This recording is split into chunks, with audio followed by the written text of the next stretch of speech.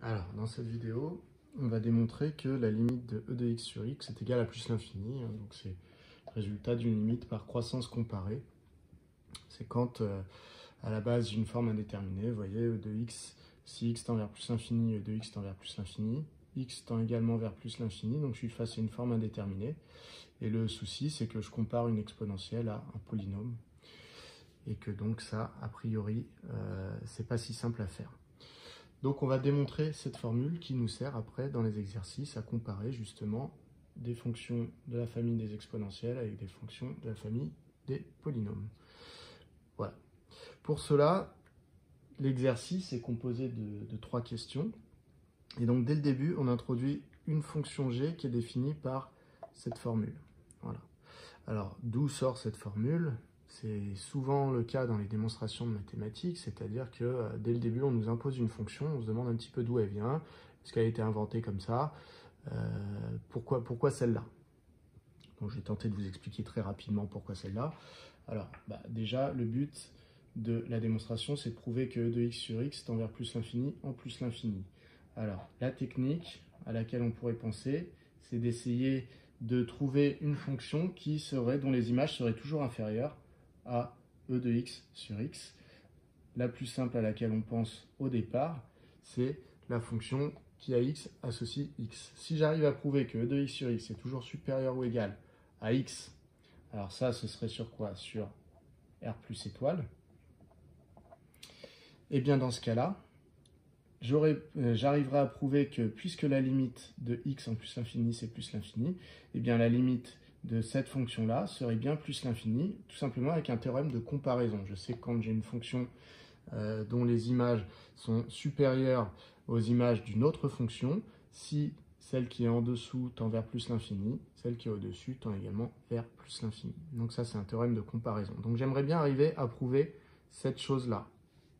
Cette chose-là, pour la prouver, donc pour des x qui appartiennent à r plus étoile, cela reviendrait à prouver que e de x est supérieur ou égal à x fois x, donc tout simplement que e de x est supérieur à x au carré. Donc si j'arrive à prouver que e de x est supérieur à x au carré, eh bien j'aurais gagné.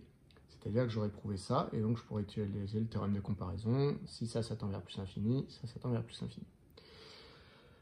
Voilà. Pour démontrer une inégalité en mathématiques, bien souvent, on utilise la différence des deux membres, et on regarde si elle est positive ou négative. Donc là, en l'occurrence, si je veux prouver cette inégalité, il faut que j'arrive à prouver que la soustraction e de x moins x au carré est finalement toujours positive. Donc si j'arrive à prouver que ça c'est toujours positif, j'aurais donc prouvé que e de x est toujours plus grand qu'x au carré, et donc j'aurais prouvé que e de x sur x est supérieur à x, et donc je pourrais faire le théorème de comparaison.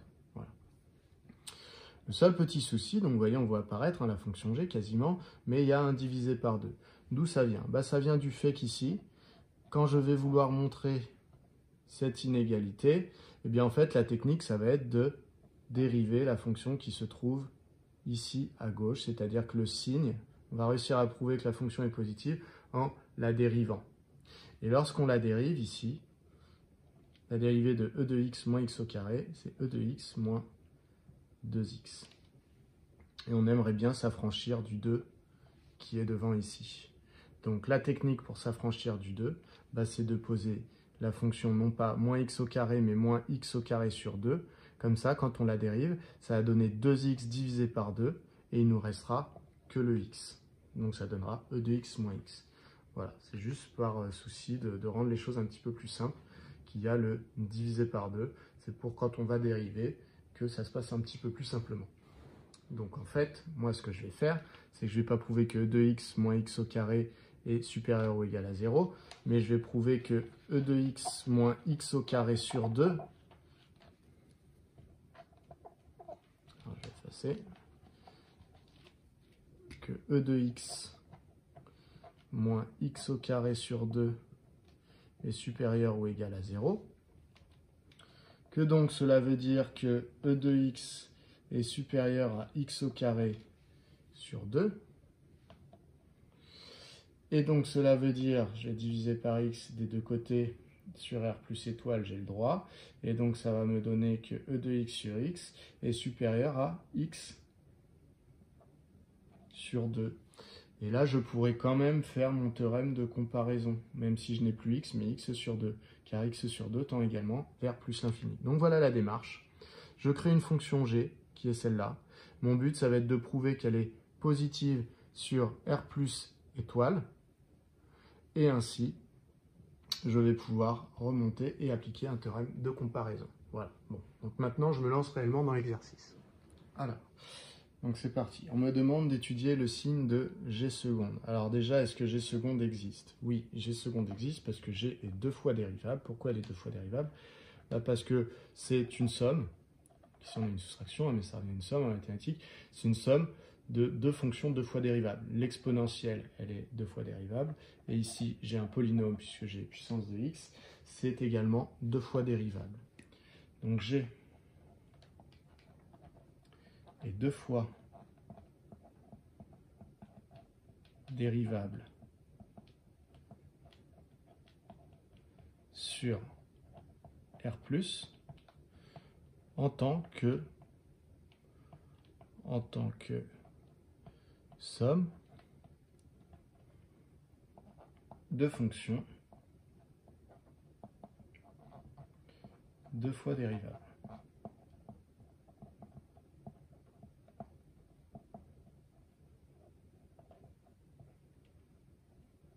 Sur R+.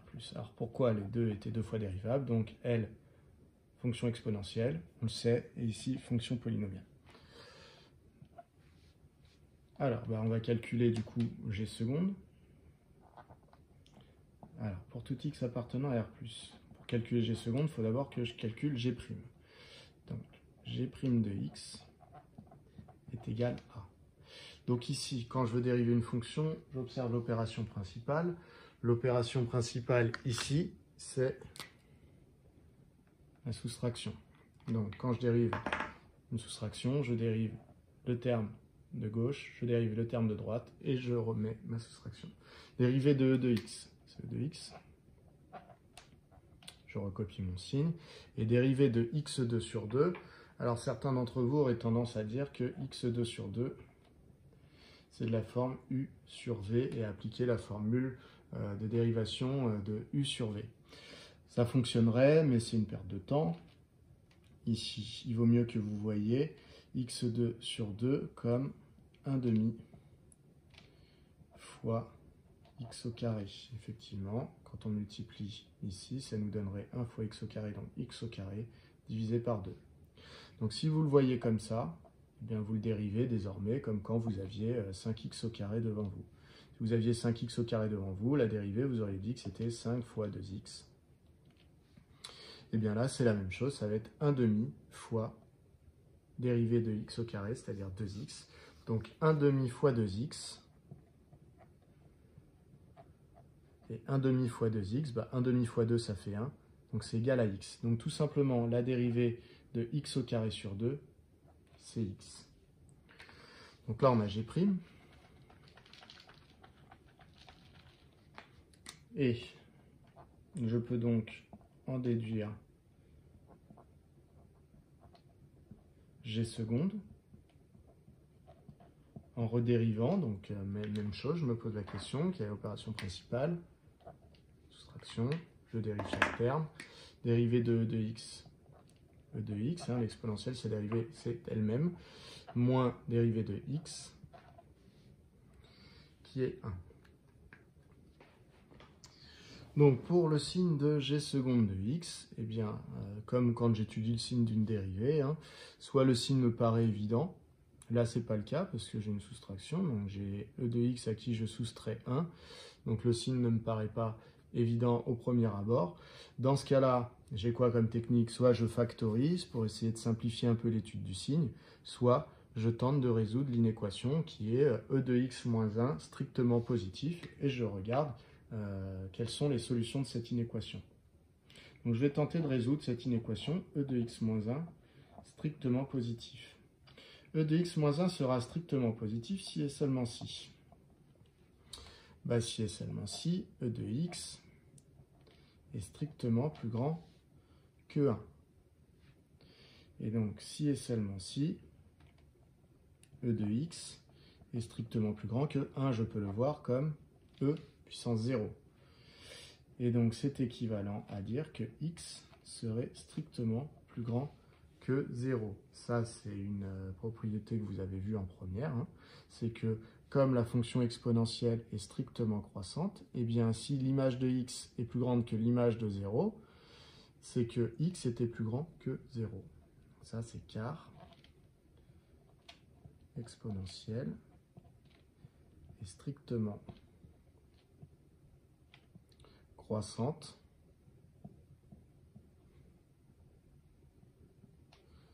sur R.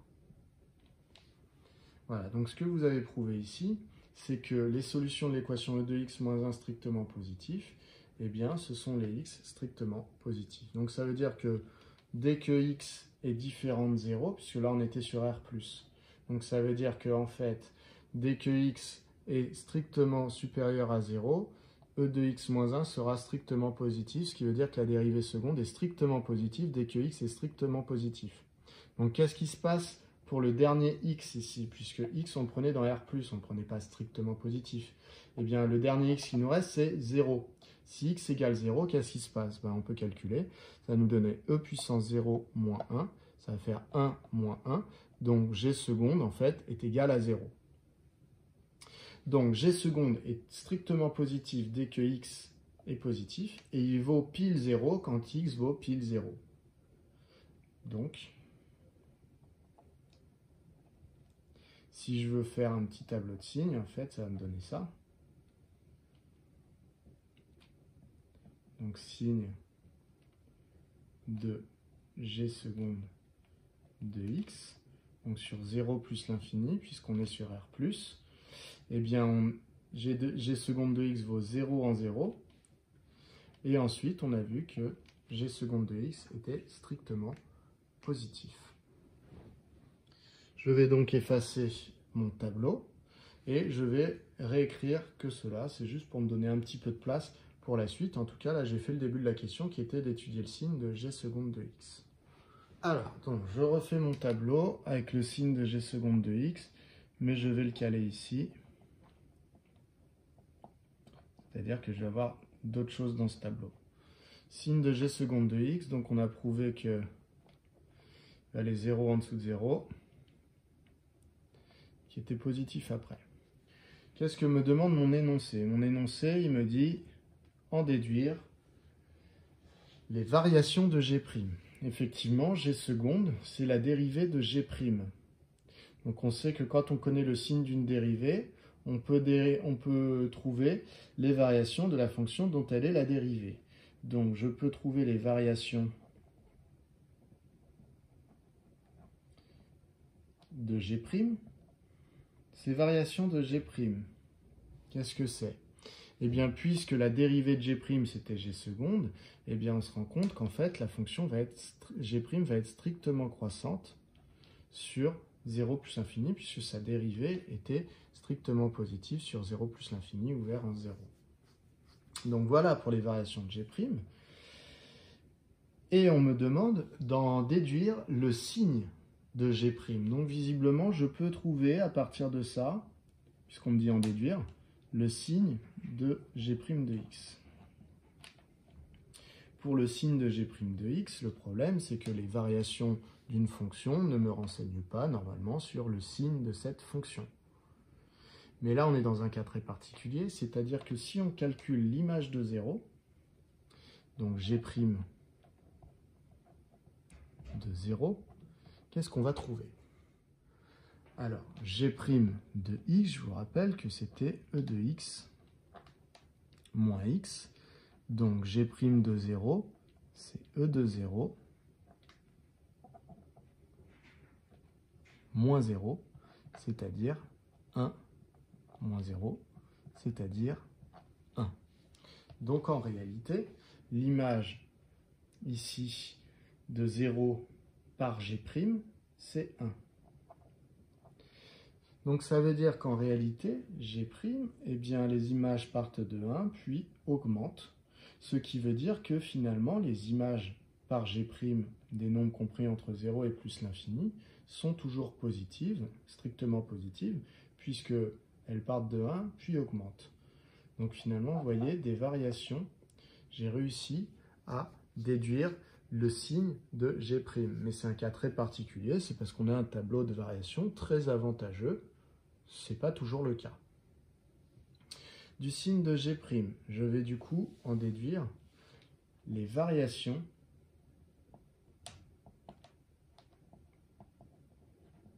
de G. Alors pourquoi? Tout simplement parce que G', c'est la dérivée de la fonction G, donc son signe me donne les variations de la fonction G. Alors puisque j'ai trouvé que G' de x était toujours strictement positive, eh bien je sais désormais que les variations de G, G est en fait une fonction strictement croissante sur 0 plus l'infini. Voilà. Mais on me demandait à la fin d'en déduire enfin le signe de G. Donc pour en déduire le signe de G, eh bien je sais que les variations normalement ne me renseignent pas sur un signe, mais c'est comme tout à l'heure, je vais quand même pouvoir m'en sortir parce que le tableau de variation de G va être très gentil avec moi, c'est-à-dire que si je calcule ici l'image de 0 par la fonction G, G de 0, qu'est-ce que je trouve? Eh bien, je vous rappelle que G de x était E de x moins x2 sur 2. Donc G de 0, c'est E de 0 moins 0 au carré sur 2, ce qui me donne 1 moins 0, ce qui me donne 1. Donc finalement, eh bien, G, les images partent de 1 en 0, puis augmentent. Je peux donc en déduire que, comme mes images sont toujours au-dessus de 1, c'est qu'elles sont toujours positives. Et donc j'en déduis le signe de G de x sur R+, qui est un signe strictement positif. Et donc ça vient conclure cette question 1. Donc ce qui est intéressant, c'est ce raisonnement-là qu'on a déjà vu d'autres fois. C'est comment, en étudiant les variations, le signe d'une dérivée seconde, on obtient les variations de la dérivée première, puis le signe de la dérivée première qui nous renseigne sur les variations de la fonction g, qui nous renseigne sur le signe de la fonction g. Donc j'ai prouvé à la fin de la question 1 que pour tout x appartenant à R+, g de x est en fait strictement positif. Voilà. Donc maintenant, on me dit déduire de ce signe le fait que E de x sur x soit supérieur à x sur 2. Donc si je dis que pour tout x appartenant à R+, g de x est positif, cela revient à dire pour tout x appartenant à R+, eh bien que E de x moins x2 sur 2, puisque c'était l'expression de g de x, est strictement positif. Donc, pour tout x appartenant à R+, je peux en déduire que E de x est strictement supérieur à x2 sur 2. Et donc là, pour arriver à ce que je veux, ce qui est de démontrer que E de x sur x est supérieur à x sur 2, eh bien, je vais diviser des deux côtés par x. Alors attention, quand je divise par x, non seulement il faut que je connaisse son signe à x, puisque quand je divise par un nombre négatif ou par un nombre positif, ça peut éventuellement changer le sens de mon inégalité, mais surtout, je n'ai pas le droit de diviser par 0. Donc je fais attention, puisque là, pour l'instant, x égale 0 était un x que je pouvais considérer. Donc là, je vais le retirer. Donc je vais dire pour tout x appartenant à R+, étoile, donc très important, je retire 0. Je vais pouvoir dire que E de x sur x est supérieur à x sur 2. J'ai divisé par x membre de gauche, j'ai divisé par x membre de droite, donc de x au carré, j'arrive à x. Et donc j'ai divisé par x sans changer le sens, puisque les x étaient strictement positifs, donc je ne change pas le sens. Voilà ce qui vient conclure du coup la question 2. Dans la question 3, on me demande donc à partir de ce que je viens de trouver, de déterminer la limite de e de x sur x en plus l'infini. Donc je vais rappeler ce qu'on vient d'écrire ici. Donc pour tout x appartenant à R plus étoile, e de x sur x est supérieur à x sur 2. Or, la limite quand x tend vers plus l'infini de x sur 2, c'est égal à plus l'infini.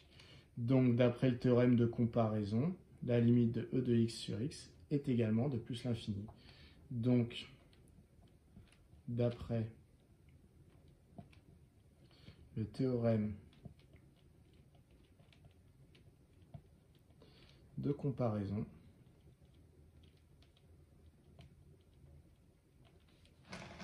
eh bien la limite de e de x sur x